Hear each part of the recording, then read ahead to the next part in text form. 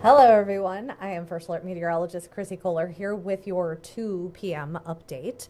And we're going to go in depth on everything that we know at this point and what we're looking ahead to with this winter storm that is headed our way. So, we're going to give you that really in depth and answer some of your Facebook questions as well once we get to the end. So, this is going to probably be a little in depth for you. So, but giving you everything that you need to know here.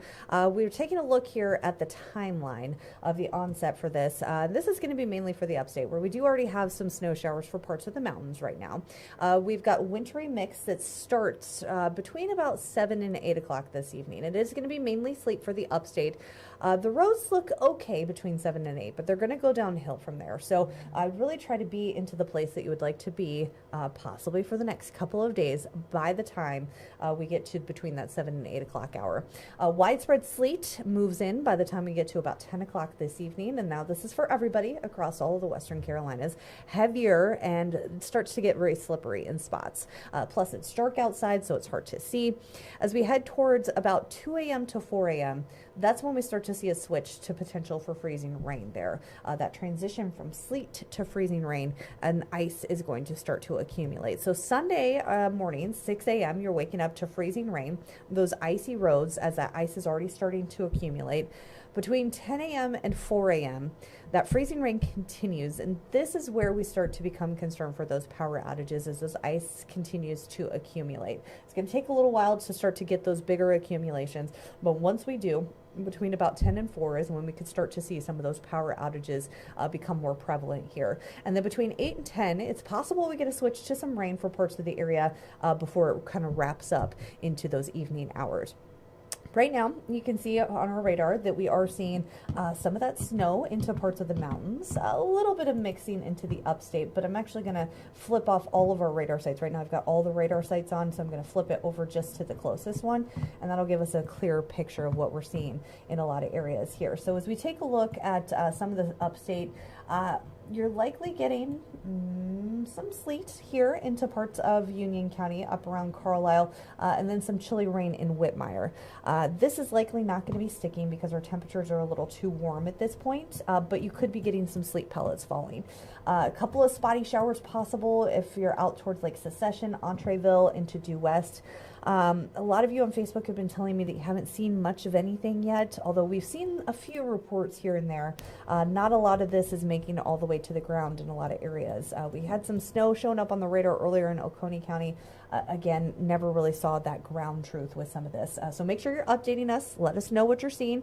That is very useful to get kind of that what we call wood spotter information, because then it gives us the idea of how dry is the lower levels of the atmosphere. Are we getting that precipitation to completely move through from the clouds down to the ground? It's possible that we're maybe getting a little snow up around Whetstone in Oconee County here. Battle Creek would be more of a sleet kind of setup here. And then as you look up into northern parts of Oconee County, up around Lake Jacassie, East Etoh, you could be seeing some of that snow, but chilly rain as well. So it's kind of a clean cut there between the snow and the rain. Up around Lake Toxaway on the North Carolina side into the Cashers area, looks like we're getting some snow into some of the balsams, and because it's purple, we're likely getting some decent snow rates at that point. So you should be seeing that make it to the ground around Cullowhee as well up around Waynesville. You notice we're getting a little bit of mixing here as you look out towards the Big East Fork, and then up around Beaver Dam, Silver Bluff, likely seeing some snow down around up around Canton, around I-40 as well. That is shifting out towards Avery Creek, not quite all making it into the Asheville area quite yet there. And then back towards Franklin, it's a little more of a mixed setup here. This is flipping over now to the Morristown radar up into Tennessee, where you can see up around Bryson City, we've got that snow, but then down into the lower elevations, really around Bryson City itself, down into the valley, you're likely seeing rain through the higher elevation transitioning to snow. It's a mixed bag though already as you look out towards Yellow Creek. So already starting to see some of that warm air through the middle part of the atmosphere, kind of switching us over to more of a sleet setup, where the further east you go, the more likely you are still to see some snow showers. Places like Marion getting some light snow. I'm not overly convinced that a lot of this is going to be accumulating for you guys, but you're probably going to see at least some snowflakes flying around Duncan's Creek as well. That's going to be in Rutherford County, and a few spotty snow showers up along the Tennessee-North Carolina border. Here's why I don't know that a lot of this is going to be accumulating for you guys, because our temperatures are just a little too warm to support that accumulation. 34 in Rutherfordton, 35 in Asheville. Most of our valleys are above the freezing mark, so you're not necessarily going to see those temperatures warm enough to support actual accumulation. For the upstate, certainly not warm enough to support accumulation. Mid to upper 30s to even some low 40s. So even if you are getting some sleet pellets at this point, maybe even a few snowflakes out there, it's not going to be sticking for most of our valleys. It would be the higher elevations that see some of that accumulation there. Over the next couple of hours, though, this is going to start to build. We're going to keep most of this mainly in the mountains as we head through the next few hours. So keep in mind, this is still a very changeable forecast. I think that there is room for changes to be made all the way through the end of this forecast. This is a very tricky setup. I've said this multiple times this week, and I do think that it's important to emphasize that we are talking about a very marginal setup. And the difference of a couple of degrees at any layer of the atmosphere creates big changes there. So that is why this forecast has been so tricky. It's why it's been changing a lot, because we're in a very marginal setup here. It doesn't take a whole, these little small changes create bigger impacts down the line. So I still think there's room for changes to occur in this forecast, even as we're starting to get going with this afternoon. You'll notice at 4 o'clock, we're still seeing most of this in the mountains, but it has transitioned away from snow and into more of sleet. We could see some snowflakes mixing in, but it's going to be more of those icy, crunchy sleet pellets that is going to be the more main precipitation type. From 6 o'clock on, we're going to start to see more of this creep into the upstate. And you can see as we head towards about 8, 9 o'clock, it starts to creep down towards that I-85 corridor. By 10, 11 o'clock, now it's becoming widespread all across the Western Carolinas. And the main precipitation type through the afternoon, evening hours, and overnight tonight is going to be sleet. That is going to be what we're looking at, those crunchy ice pellets. And then as we head towards about 1, 2 o'clock, we continue to see this. I do want to point out what's happening here in the Western Mountains. So what we're in is called a wedge setup. So that means we've got cold air getting pushed down the east side of the Appalachians. And what you're seeing here is that wedge eroding through the Western Mountains. This is very typical that this is the warmer spots when you're talking about a cold air wedge. The rest of the area tends to be colder than places like Bryson City, out towards Franklin as well. So that is a pretty early onset of transition away from wintry precipitation and into more of a rain setup. The trick is, what is those surface temperatures though around 2 a.m. And for Franklin and Waynesville, you're hovering right around freezing. So you could still see freezing rain. So ice accumulations at this point. But your ice accumulations are going to be minimal because you do warm up above that freezing mark. Now for the rest of us, notice we're in the 20s here at 2 a.m. So that is going to become critical, those surface temperatures in that freezing rain type setup. So what we're seeing is more warm air come in through the middle levels of the atmosphere that transitions us from the sleet to more of the freezing rain. So it's rain falling from the sky, but it freezes at the surface because those temperatures are below freezing. And again, we're well below freezing into the 20s. But Waynesville and Franklin, places like that, that's where we're seeing those temperatures into the above the freezing mark. So you're not likely going to be seeing much more in the way of ice accumulation. And in fact, you should start to see some pretty decent melting there. That transition is going to hold off for the rest of us though. 10 o'clock, we're still well below freezing for the mountain valleys as well as into the upstate. So that's going to keep you with that freezing rain, and that's where those ice accumulations are really going to start to build. You notice it's pretty persistent throughout the morning hours, continues on through 2 o'clock in the afternoon. But now we're starting to see these temperatures into those western mountains really warm up into the 40s. So this is where you're going to start to get some of that good melting into the western mountains. bringing down your threat here. But places like Asheville, just barely above freezing, it's going to take a little while before we, of temperatures above freezing, before you really start to see some of that ice melt off. And notice for the upstate, we're still below freezing at 2 p.m. So that means you're still accumulating ice as that rain continues to fall. This is the trickiest part of the forecast here. Is whether or not we get this transition into rain at the very tail end of this around 8 o'clock. So this is when we're starting to taper off. This is when that precipitation is lightening up, and we have the potential to see those temperatures rise above freezing at the surface. Now keep in mind, places like Spartanburg, Lawrence, Union, even Greenville, Anderson, and Greenwood, you would still be seeing freezing rain, with that rain freezing on contact with the surface. It would be more of these areas around Toccoa, Hartwell, Elberton, down towards Abbeville. If we get enough above freezing, that you could see that switch to some rain that tries to help us melt off some of the accumulations there. But keep in mind, our temperatures drop back below freezing through those overnight hours. So any liquid that's hanging around on those surfaces is going to freeze through the overnight hours. Here's why it's such a tricky setup here. We've got high pressure up to our north creating this cold air wedge.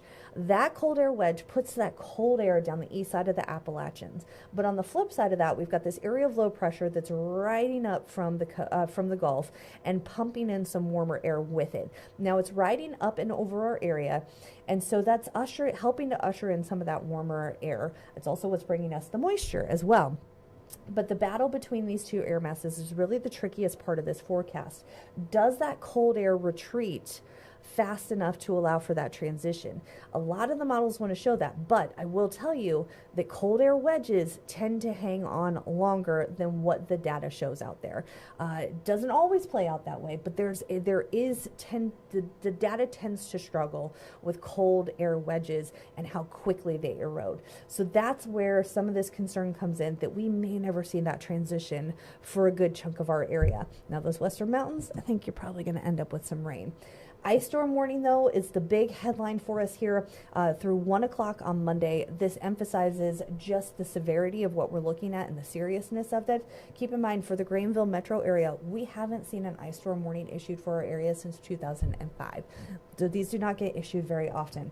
So I want to emphasize that just kind of emphasizes what we're talking about here, and that this is a very serious situation. When it comes to our ice forecast here, we've been tweaking this all along, and these aren't major updates, but this is the latest based off of the data coming in this morning. I've lowered the sleet totals for the upstate. We're looking at up to around an inch of sleet, so it's not going to be a lot there.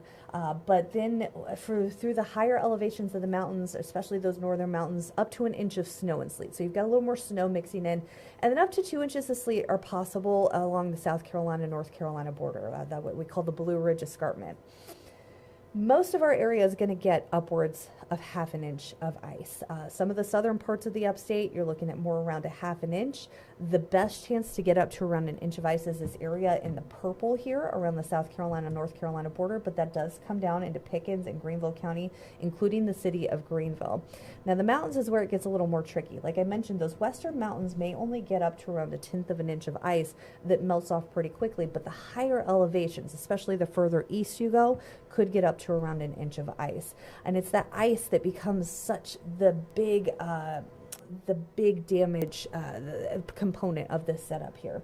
1/4 of an inch of ice creates 120 pounds of pressure, and 1/2 an inch of ice creates 500 pounds of pressure on power lines, which is why power outages are such a significant potential out of this situation, where most of us are likely going to get around 1/2 an inch. So Sunday between 10 a.m. and 4 p.m. is when we would most likely start to see some of those power outages. It doesn't mean that the power outages are done by 4 a.m., but it's the most likely time where we're going to see those accumulations build up and we start to see those power outages go down. Doesn't mean your power is going to be back by 4, though. That is heavily reliant on how the power companies are responding and how quickly they're able to respond to that, and how many places go without power. Obviously, That is something they are well prepared for and they are ready to tackle, but that will be up to them. That's not up to the weather here. But on top of that, we've got those winds gusting as high as 30 miles per hour during that time frame. So that adds to that potential for power outages. The power lines are now frozen. They are brittle because of the ice that has accumulated on it. And then you throw in these wind gusts, 30 to 35 miles per hour Sunday and Monday through the upstate, and even as up to high as 40 miles per hour through the higher elevations of the mountains. And now those winds just allow for even easier snapping of some of those power lines as well. I do want to circle back and talk about these different precipitation types. You've been hearing us talk a lot about this. If you've been tuning in, you've heard me talk about this before, but I do want to just kind of reinforce this for anybody that maybe is just tuning in for the first time. Freezing rain versus sleet and what kind of the difference is here. Sleet, think of it as the sprinkles on a donut. They're these little crunchy pieces of ice that kind of ping when they fall. And that's going to be our main precipitation type through the rest of the day today and overnight tonight. Freezing rain, think of it as more of a glaze on the donut there. It's raindrops that fall and then create this glaze on the donut. And so that's kind of what we're looking at here with those different precipitation types. And it all has to do with the amount of warm air that we actually have above the surface. So you'll notice earlier I was talking about the temperatures being below freezing the whole time. And the reason we're seeing some snow this morning is because we have all this cold air above the surface. But what's starting to happen is we're already starting to see some of that warm air come in through the middle part of the atmosphere here. And today and tonight we get the sleet because we have a shallow layer of that warmer air. So it allows for the snowflakes to melt just a little bit and then they refreeze. So they never completely melt. They just kind of turn into these little ice pellets and refreeze and then hit the ground. Freezing rain is what we're looking at for tomorrow, and that's because we get a thicker layer of that warmer air that completely melts our snowflakes, turns it into raindrops, but then the surface temperature is at freezing. So then once it hits that surface, it turns into a sheet of ice. So the impacts for the roads today, we're still looking okay through most of the day today. It's overnight tonight that we're going to start to see those slick roads build in.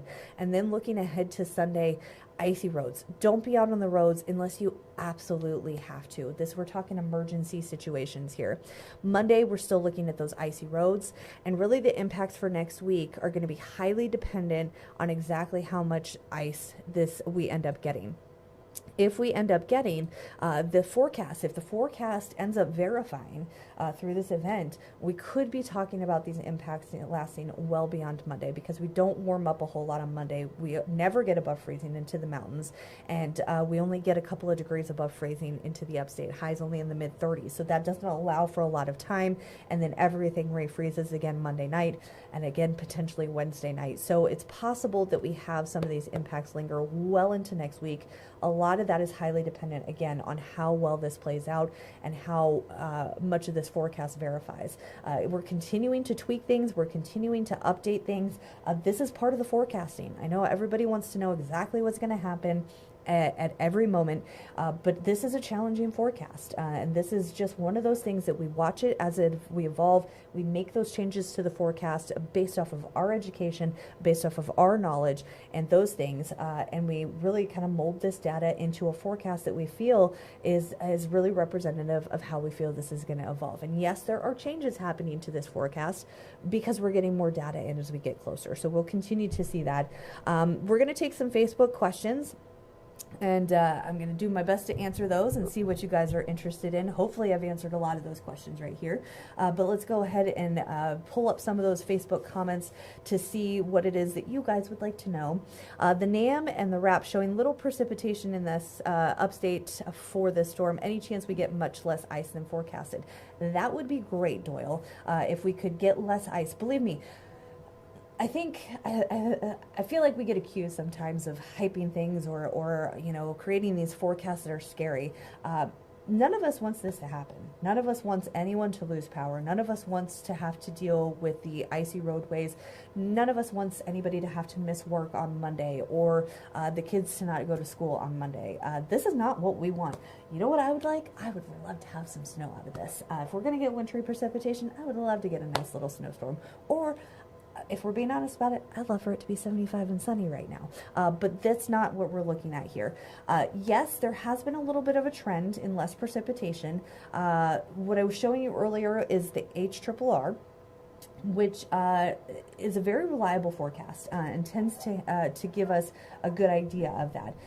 It is obviously trending later with the onset of that precipitation time, but this is a look at the HRRR, which shows, again, not a lot going on until we get past about 8, 9 o'clock, but it does show that steady precipitation through the overnight hours. The NAM is a little more tricky, and it depends if you're looking at the 3K or the 20K, but those two are not unreliable, but they're not necessarily the most reliable. I do like the HRRR in the way that it's kind of handling things. The less precipitation, the lower the amounts, and that would be absolutely fantastic. So we'll of course keep you updated, and we see that trend continue, Doyle. Of course, we will lower those precipitation amounts as well. So yeah, let's take a look at, let's throw in another, where is the moisture? Where is the moisture? Great question. Let me pull up that wide shot for you and show you exactly where that is. You can see this happening back off to our west. So I'll pull up our graphics here and show you that back off to our west, we are seeing, I'll let Amanda do that. Back off to our west, we're seeing a lot of this moisture here move in from the west. I almost knocked over my microphone, sorry. So yeah, this is where everything is. Back off to our west, we're getting a lot of snow back into places like St. Louis, Kansas City, even through parts of central Tennessee into Cincinnati. Right now, kind of we're watching this area back off to our west into northern parts of Mississippi and Alabama. You'll notice there's a little bit of a dry slot right here, which is why we've kind of pushed back the timing on this. We've got a little bit of moisture that's out ahead of this that is trying to work its way in. That's why we're seeing a few spotty snow showers and rain showers here and there, but a lot of this is kind of moving up to the north with a little bit of dry air that's trying to get entrenched with this. So that's something we're certainly going to be monitoring. That's probably what the NAM and the RAP are picking up on that Doyle was just mentioning here. But it's this part of the storm here back into Mississippi that we'll be watching to arrive later on today. And with that area of low pressure moving right up and over us, that's going to help to pull in more of that moisture from the Gulf, and as it gets closer to the Atlantic, it also starts to pull in more of that Atlantic moisture as well. So in terms of this completely disappearing and us not getting anything out of this, that would be a very much an outlier at this point. But certainly the potential is there that we can bring down the potential totals if those precipitation trends continue to lower there. What time can we expect it to start? We're already seeing some snow showers into the mountains. They're very spotty out there, but we are looking for the upstate to really not get going until between about 7 and 8 o'clock, and then it doesn't really become widespread until closer to between 10 and 11 o'clock at night. So this is a timeline. I'll throw the timeline graphic back up here, where we can see that really between 7 and 8 o'clock for the upstate is when we're going to start to get going. It starts out, it's spotty at first, it's mainly sleet, but then it is going to transition into that widespread sleet as we head towards about between 10 and 11 o'clock, and then continues into the morning hours. Looks pretty widespread overnight tonight. Again, we'll be watching those precipitation trends to see if those kind of lighten up a little bit, but by 7 and 8 o'clock into the upstate. As I mentioned though, for parts of the mountains, we're already actually seeing some of that move through the area. Very spotty in nature, but we are seeing some of those lighter snow showers. That looks a little more dramatic because I've got all the radar sites turned on. But right now you can see we've got some of these snow showers working their way now into Asheville, down towards Brevard. Some pretty decent snow rates there into Brevard. And down towards Oconee County, actually getting some snow. If you're in these areas and you're seeing anything, certainly let us know. Give us a heads up as to what you're seeing in your area. We definitely like to see if the radar, we're watching the radar, but it's nice to get the ground truth. What are you guys actually seeing fall from the sky? Is it evaporating before it hits the ground? That's a big question right now, because we do have some drier air at the lower levels there. Do we have any more questions, Amanda? Let's see if we've got those.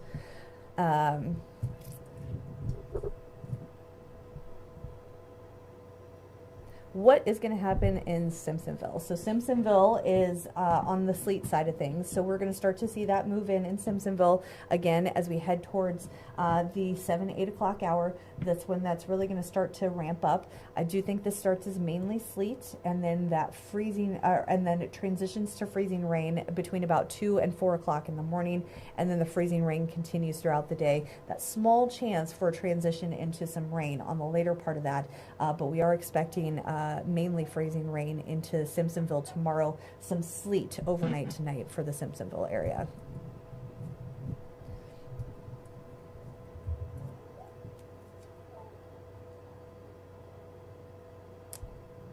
And is the line better snow and ice and sleet and ice solid, or is it subject to change? It is subject to change, Joey. That's a great question. We're talking about a very nuanced forecast here. So again, this line between when you transition from sleet into freezing rain really has to do with the amount of warm air above the surface. And we're already starting to see some of that warm nose try to creep into the western mountains. So that arrival time is looking pretty good there. And then as we head into the overnight hours, we're expecting more and more of that warm air above the surface to transition us from that sleet into the freezing rain. So that's where the forecast becomes really tricky there. Yeah, absolutely. This is very changeable as we come through. As I mentioned before, the changes are very much possible between now and then.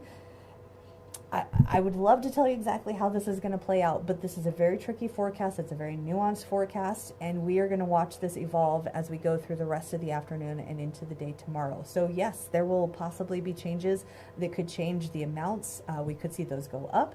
We could see them come down. So there's a lot of nuance here, and a lot of it is going to be hurry up and wait and watch how this evolves. So of course, the First Alert weather team's keeping an eye on everything as we head through this storm.